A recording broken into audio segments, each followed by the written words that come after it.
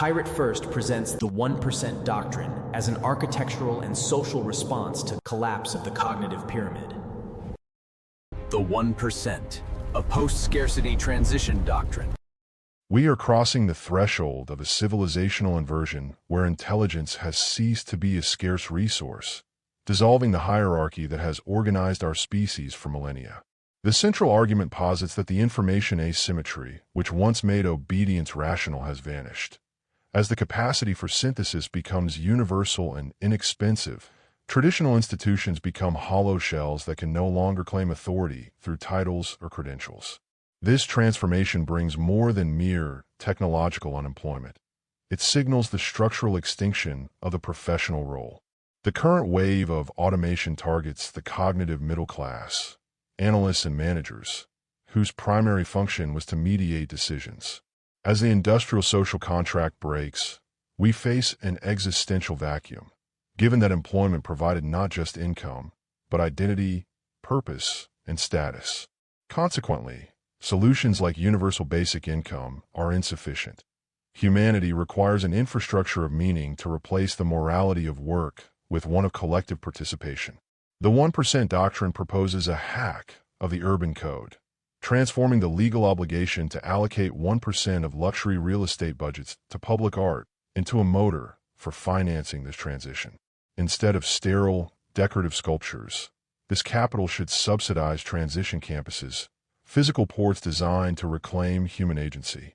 These spaces are not private amenities, but operational organisms where change is metabolized and meaning is constructed through systems like the Dreamcatcher, a governance tool that utilizes artificial intelligence to filter noise and validate collective visions. Pirate First cites the rejection of an artistic project in favor of parking lots as a symptom of institutions that prefer preserving obsolete functions over yielding space to human significance. Ultimately, the proposal suggests that luxury must act as the igniter for a new social contract. By subordinating surplus capital to civilizational dignity, it is possible to turn the very engines accelerating displacement into the ones that finance a post-scarcity reality, transforming the architecture of production into an architecture of becoming. Welcome to the debate. When we think about civilizational collapse, we usually picture this sudden, catastrophic event, like we expect to see the physical rubble. Right. The roof caving in, walls coming down, that sort of thing. Exactly. But what if the collapse isn't the roof falling? What if the building still looks, entirely normal from the outside, but the foundation beneath it has simply vanished? Which is honestly the exact sensation millions of professionals are feeling right now. I mean, the ground is just evaporated. It really has. And for 10,000 years, human society has been organized around a cognitive hierarchy, this fundamental asymmetry between the few who had the capacity and information to plan and the many who merely executed those plans. Yeah. But artificial intelligence hasn't just disrupted this hierarchy, it has completely dissolved that asymmetry. We are facing what MXTM's manifesto, the 1% doctrine, calls role extinction. Role extinction, yeah. It's a heavy term. It is. So the central question we are exploring today is, as we are forced to transition from a society organized around employment to one organized around meaning, what is the architecture of that transition? And maybe more importantly, who is going to fund it? Right. I'll be arguing that redirecting legally mandated luxury real estate capital is, really the only vehicle fast enough to prototype this civilizational shift. While my co-host here will argue that relying on luxury developers structurally dooms the civic infrastructure to become just an exclusive, alienated amenity. Yeah, and to be clear, the manifesto's diagnosis of our current crisis is flawless, in my opinion. But the doctrine proposes a highly radical solution, which is hacking the existing municipal 1% for art rule. Right now, developers building these massive mega projects, they have to spend 1% of their budget on public art. Usually that means like a massive, abstract bronze sculpture sitting passively in a lobby. Just gathering dust, yeah. Exactly. But the doctrine argues we should take that exact same pool of capital and legally force it to fund permanent transition campuses for displaced workers. And I am fully in favor of this premise. I know if you're listening to this right now, the idea of a billionaire building you a meaning campus to replace your lost career sounds like dystopian sci-fi. Oh, absolutely. It sounds completely absurd. Look at the sheer physics of our reality here. The professional class, the managers, the analysts, the translators of complexity, they are gone. Yeah. I mean, a junior analyst with a frontier AI model can now outperform a senior director. The asymmetry of information that justified the entire corporate pyramid is dead. People aren't just losing paychecks. They are losing the 6 core things employment gave them: structure, identity, social connection, purpose, status, and legitimacy. And the psychological devastation of that really cannot be overstated. I agree entirely with the text that cognitive equalization has dissolved the epistemic foundation of our institutions. Right. And by epistemic foundation, I mean, the monopoly on knowing things, the university, the legal profession, the state bureaucracy. They are all experiencing this terrifying void of legitimacy because, frankly, a kid with a laptop now possesses the same cognitive power as a whole government agency. Exactly. So if we agree on the diagnosis, we have to look at the speed of the cure. The state is structurally incapable of building the infrastructure needed to absorb this existential displacement. You think it's just too slow? Way too slow. Legislation takes decades. I mean, city planning takes years just to approve a bike lane. Sure. Meanwhile, AI iteration takes months. That's why the 1% doctrine is a stroke of structural genius. It takes the 1% for art rule, which is legally classified as a non-economic zone, and it weaponizes it. Okay, but Wait, just think about it. It's the one fraction of a multi-billion-dollar budget that doesn't have to justify itself through market yield. We can use the massive surplus of luxury development as an immediate, practical engine to build functional spaces where humans can negotiate post-employment meaning. Think of medieval cathedrals. cathedrals? Yeah, they were built where the wealth was highly concentrated, but they eventually served the masses. We have to start where the capital actually exists today. I hear that, but the medieval cathedral was built on a shared theology. Your post-scarcity campus is built on a massive contradiction. How so? Well, the text explicitly admits that the capital funding these luxury developments, like the mega resorts in Tulum, the high-rises in Miami, is generated by the exact same technological forces causing the displacement. Right, that's the irony of it. It's more than irony, though. You are taking the displaced taxi driver in Cancun or the redundant data analyst in Chicago and telling them, hey, your salvation is located inside a billion-dollar luxury resort. That creates an unbridgeable social and aesthetic barrier. I don't think it's unbridgeable. Are they truly going to feel ownership over a space nestled within the architecture of high-end exclusive hospitality? They don't need to own the hospitality, though. They own the campus. The legal framework of the 1% rule creates a hard boundary. But a legal boundary doesn't erase the physical reality of the host organism. The developer's ultimate allegiance is always to their property value. Well, obviously. Right. So, if this infrastructure is subordinated to the luxury real estate market, it becomes transition washing. It becomes a differentiating marketing tool, like a way for developers to sell proximity to a social experiment. It's not genuine civilizational infrastructure. It's just a high-end amenity masquerading as a public commons. Okay, but even if it starts as a marketing tool, we can't ignore the speed of deployment here. If you acknowledge that people are sitting in their homes right now experiencing role extinction, then waiting for the state to catch up is basically equivalent to accepting social collapse. I'm not saying we wait around doing nothing. But what's the alternative? A private developer can conceptualize, fund, and break ground on a billion-dollar project in a single planning cycle. Isn't relying on the speed of private capital, even with its cynical imperfections, better than the guaranteed catastrophe of waiting for a slow bureaucracy to design a perfect system? Speed is completely irrelevant if the vehicle is driving off a cliff. Oh, come on. No, seriously. Yes, private capital moves quickly, but we have to scrutinize the structural alignment. You mentioned the 6 things employment provided: purpose, status, identity, and so on. Mm-hmm. A transition campus is supposed to replace those by fostering a community of shared meaning. But how can true independent governance survive when the operational costs are tied to the economics of a resort? The manifesto covers this. It claims these campuses will be governed independently of the developer, yes? But the moment the transition campus makes a democratic decision that threatens the resort's brand, that independence will vanish. The developer holds the keys to the physical space. Actually, under the doctrine's specific legal hack, they don't hold the keys to the campus governance. The developer provides the container, but the community fills it. Let's look at how this actually works mechanically, because the text spends a lot of time on the spatial and functional design of the campus, specifically the Dreamcatcher. Right, the metabolic center of the campus. Exactly. It moves us away from the old 1% rule, where art was just a passive monument you walked past in a lobby. The Dreamcatcher is active infrastructure for what the text calls the future validation process. Which is a very dense term. It is, so let's make it concrete. Imagine a town hall meeting today. One person gets a microphone for 3 minutes, yells about a zoning issue, and sits down. Yeah, it's mostly just noise. Right, it's noise. Now imagine a Dreamcatcher town hall. Instead of people just shouting, an AI instantly maps everyone's proposals on a digital canvas. It finds the common denominators, it highlights the trade-offs, and weaves conflicting desires into a unified blueprint in real time. Okay, but Just to finish the thought, it allows AI-amplified citizens to negotiate what actually matters to them now that they don't have to clock in at 9 a.m.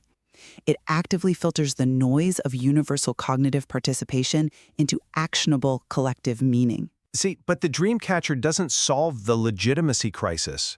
I'd argue it actively worsens it. How does giving people a real-time voice worsen it? Because you are arguing that institutions like the university and the government are failing because they've lost their epistemic authority. The public no longer believes in them. Yes. So if people have lost faith in institutions backed by democratic mandates and centuries of tradition, why on earth would they legitimize a brand new algorithmic governance mechanism funded by elite real estate? Because the legitimacy doesn't come from a historical mandate or credential anymore. In the old system, legitimacy came from a piece of paper that essentially said, I have a degree, I can think, and you cannot. The Dreamcatcher derives its legitimacy from radical transparency and real-time inclusion. It works because it treats the displaced worker as an equal node in the system, not a charity case. You say transparency, but who codes the filter? Who decides what the AI flags as noise and what it flags as a validated future? Well, the community interacts with it openly. Even if the campus has a theoretical independence from the developer, it relies on AI models to process this collective intelligence. The equalization of intelligence, this idea that the taxi driver now uses the same AI as McKinsey, is a beautiful vision. But the infrastructure of that AI is still owned by a highly concentrated tech elite. I mean, we all use the same tech infrastructure now. Exactly. And we are just replacing the old cognitive hierarchy of human managers with a new, much less transparent hierarchy of algorithmic filtering. If a redundant worker is told, hey, your life's meaning will now be negotiated by a black box AI in the shadow of a billionaire's real estate project, they aren't going to see a metabolic center for future validation. They are going to see a gilded cage. But that assumes the AI operates in a vacuum, which the text explicitly counters. The Dreamcatcher isn't just software, it's a physical, spatial process. People are physically present in the making spaces and the encounter spaces of the campus. Physical presence doesn't negate the algorithm. But the validation is profoundly human and physical. The AI is a tool for synthesis, but the friction of face-to-face debate is what anchors it. And we have to build these physical spaces now. Let's look at the source material's foundational resistance case, which is the Berkeley precedent. Oh, I'm glad you brought that up. This story perfectly captures why we really must use private capital. The Berkeley precedent is fascinating, yes, but it proves the exact opposite of what you want it to. It perfectly illustrates the problem of permanence and land ownership. Let's lay it out for the listeners. Right. So for those who haven't read the manifesto, it details how an artist proposed a massive, permanent, territorial arts installation in the city of Berkeley. It was meant to endure, to be a permanent fixture for human meaning, and the city rejected it. And why did they reject it? Because the progressive public city council only wanted to commit the land for 5 years. They wanted to preserve the option to pave it over and turn it back into a parking lot. Exactly. The text uses this to critique public planning, arguing that cities prioritize the idle machine, the parked car, over human meaning. But if a publicly accountable entity, like Berkeley, is that hostile to surrendering permanent sovereign control of its land, private capital will be infinitely worse. Wait, no, that doesn't follow. A luxury developer might build your dream catcher today to get their zoning approval, but the second the market shifts in 10 years, they will bulldoze that campus for condominiums. Private property is the ultimate enemy of permanence. I disagree completely. The Berkeley rejection is precisely the proof that the luxury hack is structurally necessary. Really? Yes. Berkeley proved that the scarcity-era public planning system will always reject permanence to preserve old, obsolete options. The city couldn't let go of the parking lot because public bureaucracy is inherently backward-looking. A private developer, on the other hand, has the sovereign power to bake permanence into their master plan from day one. Assuming they want to. They want to get the 99% of their project approved. The 1% is the ransom they happily pay. When they file their billion-dollar master plan, they can legally deed that 1% footprint as a permanent transition campus in perpetuity, without having to ask a municipal board for a variance 5 years down the line. So you're saying they just bypass the public system? Entirely. If we want permanent infrastructure for a post-scarcity world, we have to slip it past the scarcity-era bureaucracy. It's a Trojan horse. Right, but a Trojan horse goes both ways.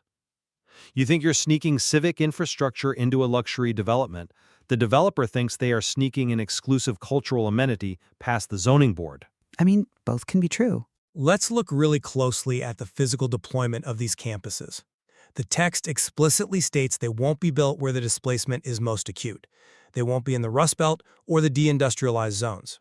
They will be built on the edges in global hubs for the highly mobile elite. Because that's where the capital flows fastest. Right, and the argument is that once the model is proven, it will migrate to where it's truly needed. But historically, models built for the elite do not trickle down in their pure form. They trickle down as diluted, underfunded simulacra. Well, we don't know that for sure in this context. It's like seeing a fully stocked, state-of-the-art workshop in a billionaire's compound, and by the time the concept reaches the public sector, it's just a plastic toy version of a toolkit. The danger of the Berkeley precedent isn't just about parking lots. Berkeley is the quintessential city of the cognitive elite. It's built around a premier university. Yeah. If a city that wealthy and educated couldn't see the value of a post-scarcity campus, it's because the current system fundamentally protects itself. You are asking the very engine that generates massive inequality to fund its own obsolescence. It simply won't do it. It will do it because it has no choice with that specific 1% of funds. The system generates a massive surplus, and it doesn't know what to do with the 1% it is legally forced to leave on the table. Okay, but Let me just finish this thought. You're right that it won't start in the most displaced neighborhoods. But we are talking about prototyping. Think about the Industrial Revolution. The first major factories weren't built in the centers of the old guild-controlled cities, where the regulations were strict. sure. They were built on the edges, in places with fast-moving water and thin rules. And from those edges, they completely reorganized human civilization. The 1% doctrine is doing the exact same thing with meaning. By taking that 1% away from a passive statue and turning it into a campus where people actually negotiate what happens after employment ends, we create a working, breathing prototype. A prototype that is deeply alienating, though. When the state finally wakes up a decade from now, they won't have to invent the architecture from scratch. They'll just look at what the luxury developers were forced to fund, copy the blueprint, and scale it publicly. That entirely assumes the prototype survives contact with reality. Let's dive into the actual day-to-day spatial design the text proposes for these campuses. It describes spaces for arrival, encounter, making, governing, and resting. Yes, a complete metabolic loop. Right, and it says the arrival space must embrace productive ambiguity, meaning it shouldn't feel like a corporate workplace or a grim social services office or a vacation resort. But architecture is never truly neutral. Of course not. Imagine you are a displaced middle manager. Your entire psychological architecture for the last 20 years was built around economic productivity. You defined yourself by your output. If you walk into a space of productive ambiguity that is ultimately financed by a billionaire's real estate trust, you aren't going to feel liberated. You're going to feel profoundly disoriented and perhaps patronized. It's designing a monastery for people who haven't yet agreed on a religion. You can't just drop millions of people into a beautifully landscaped architectural void and expect collective meaning to spontaneously generate out of thin air. It's not a void, though. It's a highly structured environment designed specifically to catch people when they fall out of the economy. The text is very clear that meaning cannot be a substitute for employment unless there is a physical, metabolic infrastructure to support it. But does it have to be at a resort? Right now, if you lose your job to AI, you don't magically transition to a life of rich meaning and philosophy. You transition to your couch. Fair. You transition to isolation, to digital addiction, to political radicalization.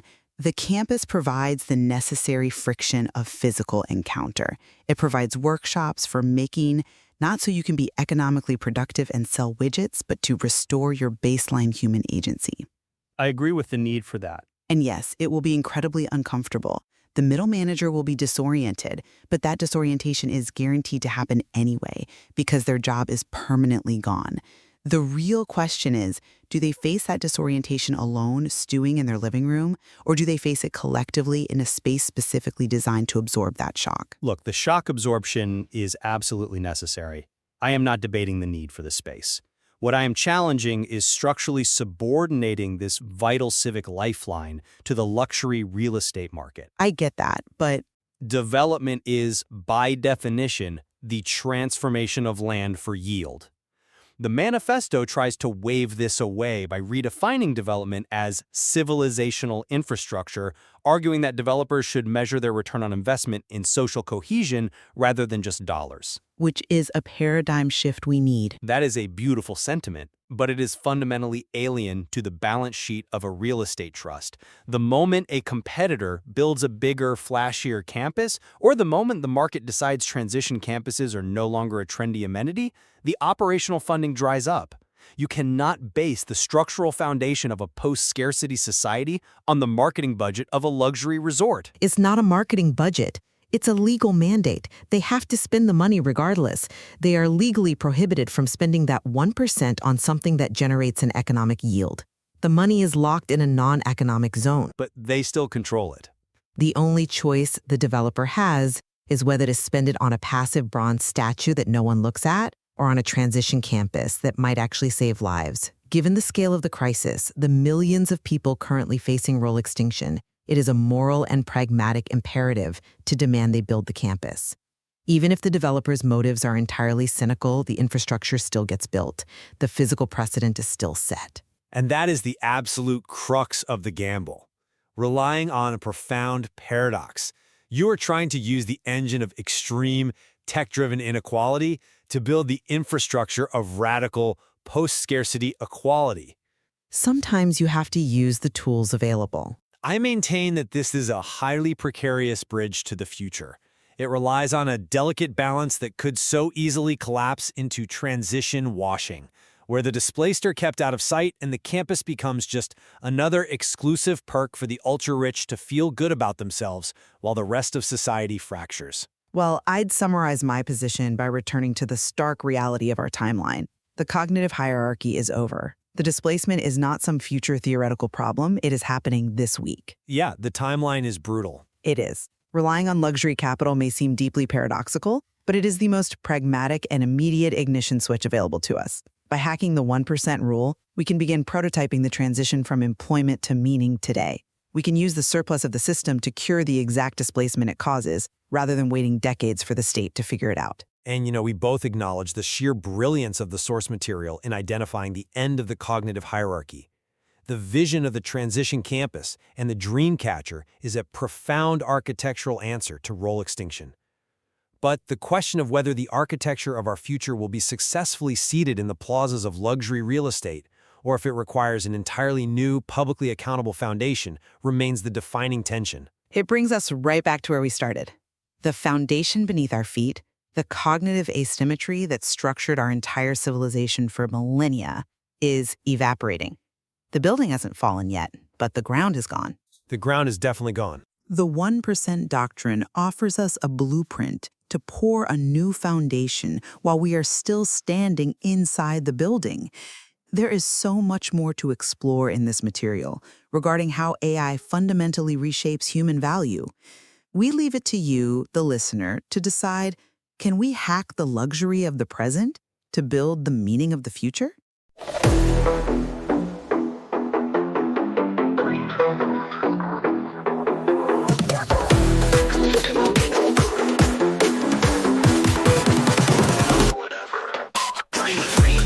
Digital space, build a perfection, keeping pace. Generative, self-obsessed, chasing clicks like all the rest.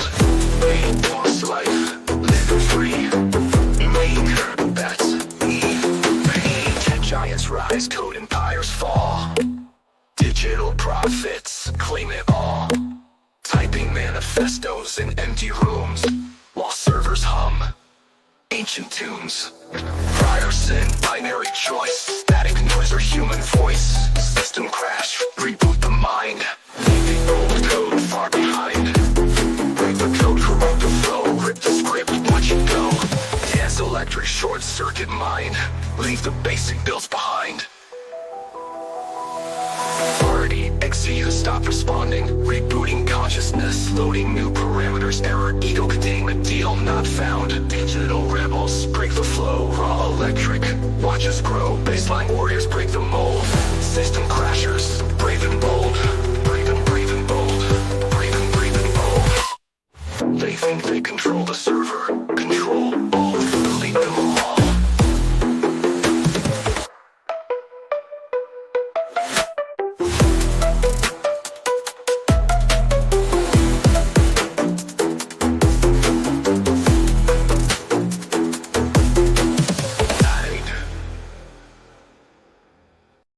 This is a Reader's Digest version of the hard antithesis of the 1% by the same author, from the same source entitled, The 1% Gone Bad. Not corruption by softness, but capture by force. Not transition, secession of the powerful. A post-scarcity secession doctrine. By Pirate First for MXTM's newsletter. Introduction. The exit to the powerful. Artificial intelligence does not only equalize intelligence, it also accelerates escape. The first to understand this are not citizens. They are militaries, autocracies, technates, private sovereigns. The moment intelligence becomes universal, governance becomes unstable. The response of the powerful is not reform. It is withdrawal. The 1% is no longer a bridge. It becomes a compound, not a campus, a perimeter, not a dream catcher, a targeting system, not a transition, a separation. The doctrine mutates. Instead of absorbing displacement, it abandons the displaced. Instead of equalization, it locks advantage. Instead of universal intelligence, it weaponizes augmentation. The elite does not lead society into post-scarcity. It leaves society behind. Military-grade charter cities, autonomous fortified enclaves, AI-governed technate zones, longevity-enhanced ruling strata, robot armies replacing population legitimacy. The 1% becomes the lifeboat of the powerful. Inside, augmented cognition, extended lifespan, automated defense, closed economies, synthetic food, robotic industry. Outside, obsolete labor, unmanaged populations, resource deserts, political fragmentation, cognitive unemployment. This is not dystopia by collapse. It is dystopia by successful exit. The future splits. Not rich versus poor, not nations versus nations, but protected intelligence versus abandoned humanity. Pirate Firsts.